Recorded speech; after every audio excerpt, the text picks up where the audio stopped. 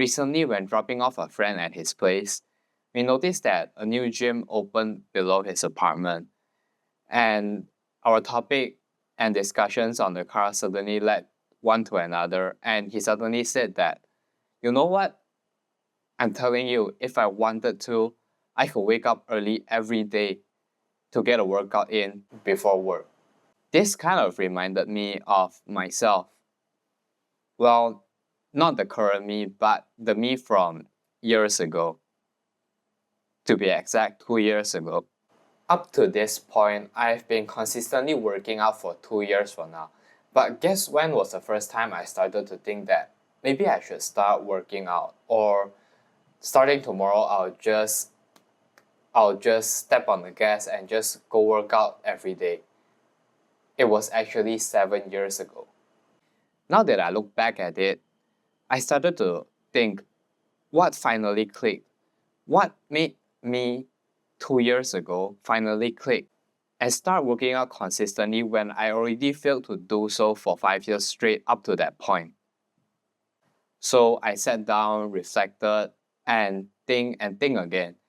And I created this 4-step roadmap that I currently use that has helped me start a lot of things in my life. Step 1, turn off autopilot. Autopilot to me is such a suitable phrase to describe what most of us do when we start something new. Think of it this way. We want to learn how to do a pull-up, but then friction usually creeps in at this time, and questions such as, do I need a gym membership for this? Do I need to buy supplements for this? Or how do I start? And when the friction starts to build, so as the questions start to pile up, our brain just flips into this autopilot mode and just steers us down the path of the least resistance. And this is what usually happens when we just let autopilot steers us down the most comfortable way. Well, I have time, right? I still have time. Let's just not think about it and just maybe think about it sometime later in the future. Even today, I've noticed in myself and others that when we're exposed to something new, when we want to start something new, our brain just automatically chooses the most comfortable way out instead of solving the friction or the questions that come up when we want to get started at something. So how about we do it this way? Next time when the friction kicks in, we turn off autopilot and pause. We take a moment, we sort our questions out in our mind, and let's just find solutions to the questions that we sorted out. Instead of just letting our brains turn on autopilot immediately and just mindlessly going down the path that has the least resistance and just live on that way.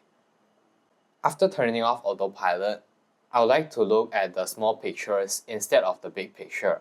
Social media today is packed with just big accomplishments, content about awesome achievements, but hardly anyone ever shows the hard work that it takes to achieve those accomplishments. And this actually could go two ways. It's inspiring, but at the same time demotivating. Let me explain. Because we are naturally competitive, we usually just compare ourselves to other people, but we tend to forget one little thing, is that thereafter is built on many years of before. Let's visualize it this way. You create your first video, congratulations. But the first thing you do is compare your videos to one of the Mr. Beast videos. Of course, at this point, you're gonna think that, wow, my videos are just trash, and it's basically just a joke. But then at this point, you're just comparing your first video to maybe his 1,000 video, which just doesn't really make any sense. So what I'm trying to express here is, why don't we just focus on accomplishing the small steps instead of trying to instantly aim for the tip of the mountain? You want to be able to bench 225? Well, cool. Now let's break it down to the smaller steps. The first small step is to consistently show up at the gym, and the second step is to at least be able to push out the bar alone. And the third small step is to be able to push to failure, etc., etc., and it goes on and on. So after taking these small steps, then eventually we'll reach to a higher level. And now to ensure yourself whether or not it is worth putting your resources such as your time and your money into starting something new, which is a method I like to use called asking the 100-year-old self. So what I would like to do to completely ensure myself if it's worth starting something is I would imagine my 100-year-old self near my deathbed, and I'll just look back at life and I'll start to think, would I regret if I didn't do this? Will I end up thinking, man, maybe I should have just started this? I think every decision we make now in the present, we never put death into the equation. We never put death into the equation on decisions we make now.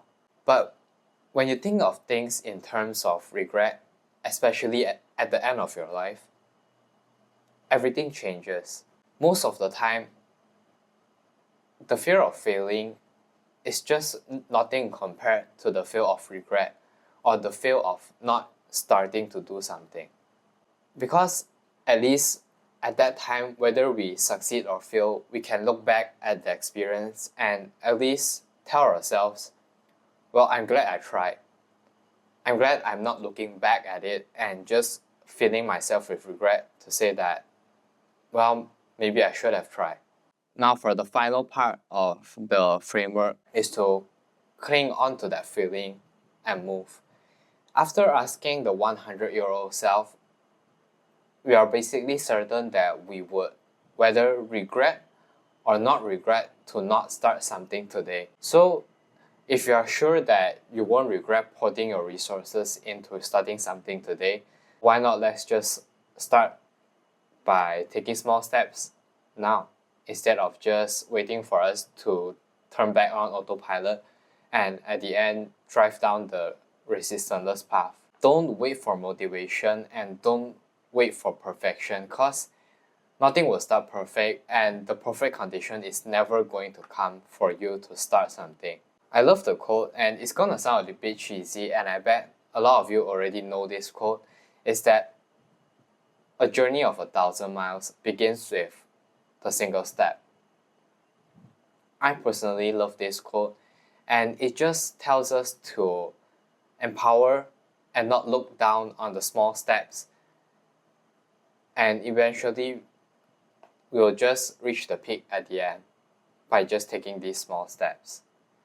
Now that's basically the whole framework, the 4 steps, where we first turn off autopilot to stop our brain from going to this resistanceless path on auto, and we break down the big picture into small pictures and identify the small steps, and then we ensure ourselves whether we want to pour our resources into it by asking the 100-year-old self, and then when we are sure we are not going to regret it, we cling onto that feeling and just start taking the small steps and start moving on.